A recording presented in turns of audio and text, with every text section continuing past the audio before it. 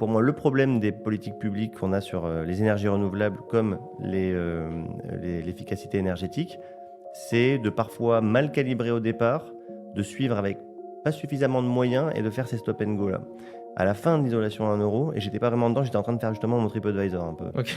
et j'aurais peut-être dû faire de l'isolation à 1 €, mais en tout cas, à ce moment-là, je me suis rendu compte qu'à la fin, ça commençait un petit peu à se régler justement. Moi, j'étais plus sur la partie chauffage, mais ça commençait, enfin les bureaux de contrôle montaient en compétences, on commençait à comprendre un peu plus les règles de l'art, d'une isolation, de comble ou de ces choses-là et les acteurs se professionnalisaient et c'est un peu dommage de l'avoir, coupé net comme ça. Comme pour les énergies renouvelables dans le solaire photovoltaïque de l'époque, où au début c'était ultra subventionné, puis d'un seul coup on arrête tout, toute une filière est à l'arrêt.